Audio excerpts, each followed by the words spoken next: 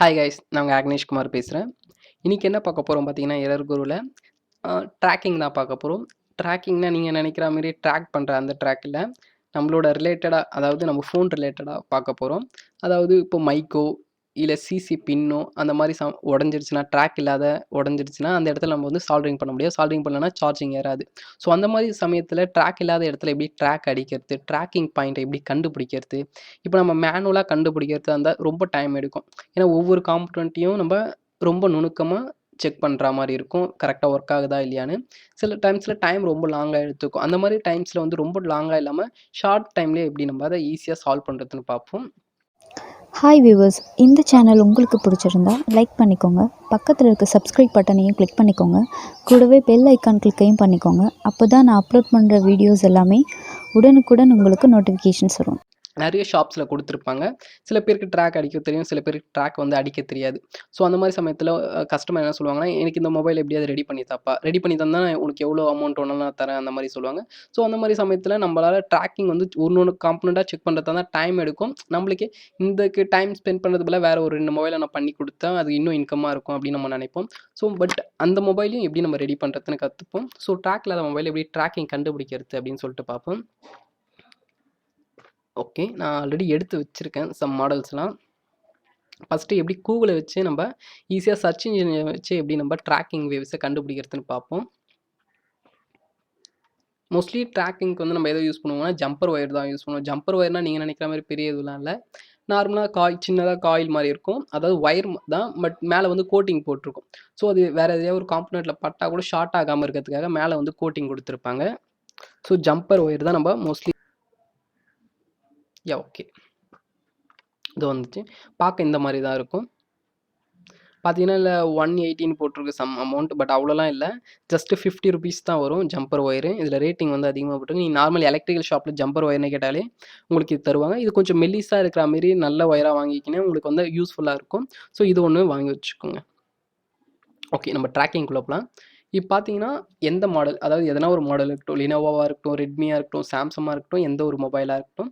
இப்போ நான் எக்ஸாம்பிளுக்கு ஒரு மாடல் எடுத்துக்கிறேன். சாம்சங் J2 எடுத்துக்கிறேன். சாம்சங் J2வில் எனக்கு என்னென்னா சிசி பின்னோட வேவ்ஸ் மோஸ்ட்லி உடையிறது பார்த்தீங்கன்னா சிசி பின்னோட ட்ராக் தான் உடையும். ட்ராக்னா ஒன்றும் இல்லை, அந்த லைன் வந்து உடச்சிக்கும். கஸ்டமர் ஃப்ளக்இன் பண்ண தெரியாமல் ஃப்ளக்இன் பண்ணாலோ, இல்லை ஃப்ளக் அவுட் பண்ணும்போது வேகமாக ஃப்ளக் அவுட் பண்ணாலோ, இல்லை ஷேக் பண்ணாலோ அது ட்ராக் வந்து உடஞ்சிரும். இல்லை வாட்டர் டேமேஜ், இல்லை வாட்டர் லிக்விட் அது மாதிரி ஆகிடுனா கூட ட்ராக் வந்து ஷார்ட் சர்க்யூட் ஆகிடும், இல்லை ஓப்பன் சர்க்யூட் ஆகிடும். ஸோ அந்த மாதிரி சமயத்தில் அதில் வந்து லைன் வந்து டிஸ்கனெக்ட் ஆகிடும். லைன் டிஸ்கனெக்ட் ஆகிடுச்சுன்னா உங்களுக்கு வந்து சார்ஜர் ஏறாது. இதுவே ரெட்மி அந்த மாதிரி எடுத்திங்கன்னா கீழே வந்து சப்போர்டுன்னு ஒன்று வரும். ஸோ அது சப்போஸ் ஷார்ட் சர்க்யூட் ஆகிடுச்சுன்னா அந்த சப்போர்டை மட்டும் நம்ம சேஞ்ச் பண்ணிக்கலாம். ஆனால் சாம்சங் J2ன்னு எடுக்கும்போது அந்த மாதிரி சப்போர்டெல்லாம் நம்ம சேஞ்ச் பண்ண முடியாது. பார்த்தீங்கன்னா அது சிங்கிள் போர்டாக தான் இருக்கும். இன்னும் கிளியராக காமிக்கிறேன்.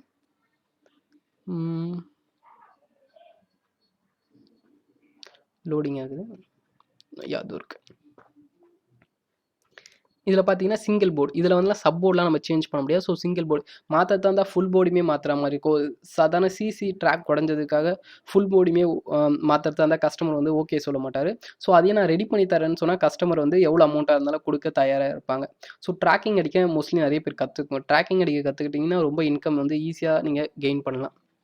ஓகே, இதை தான் சொல்கிறேன். இதில் வந்து சிசி பின் இருக்குது தெரியுமா, அந்த சிசி பின் வந்து டேமேஜ் ஆகிடும். இந்த லைன்ஸ் இருக்குது பார்த்தீங்களா, அந்த லைன்ஸ் வந்து உடஞ்சிரும். அதாவது லிக்விட் டேமேஜ் ஆனாலோ, இல்லை ஃப்ளக் அவுட் ஃப்ளக் இன் பண்ண தெரியாமல் ஷேக் பண்ணி எடுத்தாலும் உடஞ்சிரும். ஸோ அந்த மாதிரி சமயத்தில் இது எப்படி லைன் அடிக்கிறதுனா, ஜஸ்ட் அந்த மாடல் நம்பர், அதாவது சாம்சங் J2 இருக்கட்டும், எதனா ஒரு மாடலை போட்டுக்கோங்க. அந்த மாடலை போட்டு சிசி ஜம்பர் வேன்னு போட்டிங்கன்னா அதோட வேவ்ஸ் இது மாதிரி வரும். இதுவே மைக்காக இருந்தால் நீங்கள் அதில் மைக்குன்னு சேஞ்ச் பண்ணிக்கோங்க. அதையும் நான் காமிக்கிறேன். இப்போது J2 மைக் ஜம்பர் சொல்யூஷன் நான் கொடுக்குறேன். கொடுத்தீங்கன்னா பார்த்தீங்கன்னா மைக்கோட வேவ்ஸ்லாம் வரும். மைக்கு உடஞ்சிடுச்சுன்னா, இல்லை அந்த அதோட வேவ் வந்து அதாவது லைன் பாயிண்ட் வந்து டிஸ்கனெக்ட் ஆகிடுச்சு, டேமேஜ் ஆகிடுச்சு, அந்த மாதிரி சமயத்துலையும் நம்ம இதை யூஸ் பண்ணிக்கலாம். சில பேர் என்ன பண்ணுவோம், இன்பில்ட் மைக்காக இருக்கும். இன்பில்ட் மைக் வந்து கடையில் கிடைக்கிறது கஷ்டம். கிடைச்சாலும் அதை வந்து கரெக்டாக அதில் ப்ளோ பண்ணி வைக்கிறது ரொம்ப கஷ்டம். ஏன்னா அதுக்குள்ளே அதில் இருக்க டயாப்ரம் என்னன்னா மெல்ட் ஆகிடும். மெல்ட் ஆகிடுச்சுன்னா நம்ம கரெக்டாக அதில் ஃபிட் பண்ண முடியாது. ஸோ அந்த மாதிரி சமயத்தில் சைனா மைக்கை வந்து நம்ம யூஸ் பண்ணிக்கலாம். அதாவது ஒயர் மைக் இருக்குல்ல, அந்த ஒயர் மைக்கை வச்சு கூட நம்ம அதில் யூஸ் பண்ணிக்கலாம். அது கூட கொஞ்சம் ரெசிஸ்டர் வைக்கிற மாதிரி இருக்கும். அப்போ தான் ஒர்க் ஆகும், இல்லைனா ஒர்க் ஆகாது. ஸோ அதையும் நம்ம கூகுள்லேயே சர்ச் பண்ணி எடுத்துக்கலாம். நம்ம ஜஸ்ட் இப்போ சிசிக்கு மட்டும் பார்ப்போம். இதில பார்த்தீங்கன்னா நெறைய பின்ஸ் இருக்கு. இத்தன பின்னையும் நான் இது மாரி லைன் குடுக்கணுமா அப்படின்னு கேட்டீங்கன்னா, தேவையில்ல. ஏன்னா இத்தன பின்னையும் நம்மளால லைன்ல குடுக்க முடியாது.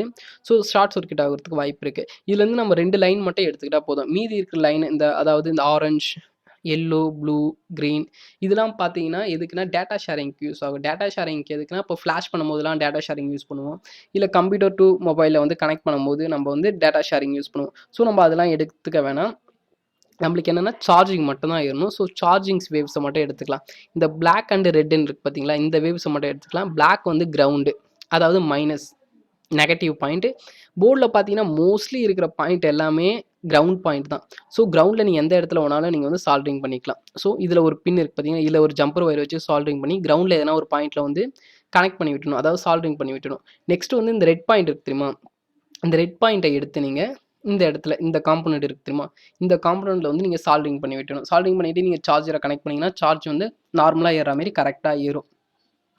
ஓகே, இதில் இந்த மாதிரி கொடுத்துருக்காங்களே அப்படின்னு நீங்கள் கேட்கலாம். நீங்கள் மல்டிமீட்டர் வச்சு கூட செக் பண்ணிக்கலாம். சப்போஸ் உங்களால் இந்த மாதிரி கண்டுபிடிக்க முடியல, எதில் இருந்து வோல்டேஜ் வருது, எது ப்ளஸ்ஸு எது மைனஸ்னு எனக்கு தெரியல அப்படின்னு நினச்சிங்கன்னா, சார்ஜரை கனெக்ட் பண்ணிவிட்டு மல்டிமீட்டரை எடுத்து வச்சு பார்க்கலாம். ஒரு டெர்மினல் இருக்குது தெரியுமா, அந்த டெர்மினலில் வந்து வச்சு பார்க்கலாம். இந்த terminal to mostly first and last தான் கிரவுண்ட் அண்டு பாசிட்டிவாக இருக்கும்.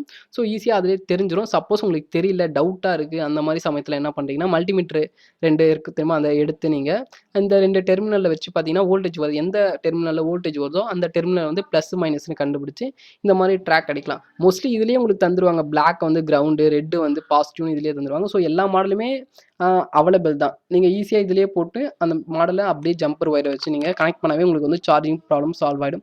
ஸோ நம்ம அதை வேஸ்ட் பண்ண வேணாம். ஈஸியாக நம்ம அதை வந்து கெயின் பண்ணிக்கலாம். ஏன்னா நீங்கள் பண்ண முடியாத ஒரு ப்ராப்ளத்தை கூட கஸ்டமருக்கு பண்ணி கொடுக்கும்போது கஸ்டமருக்கு வந்து நம்பிக்கை வரும். ஓகே, இந்த கடையில் கொடுத்தா எது ஒன்றாலும் ரெடி பண்ணி தராங்கன்னு சொல்லிட்டு கஸ்டமர் வந்து அதிகமாக உங்களுக்கு வருவாங்க.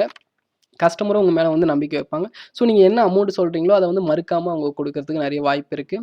நிறைய பண்ணியிருக்கேன். நீங்களும் பண்ணி பாருங்கள், யூஸ்ஃபுல்லாக இருக்கும். இந்த வீடியோ உங்களுக்கு பிடிச்சிருந்தா லைக் பண்ணிக்கோங்க, பிடிக்கலன்னா டிஸ்லைக் பண்ணிக்கோங்க, ரொம்ப பிடிச்சிருந்தா சப்ஸ்கிரைப் பண்ணுங்கள். தேங்க்ஸ் ஃபார் வாட்சிங்.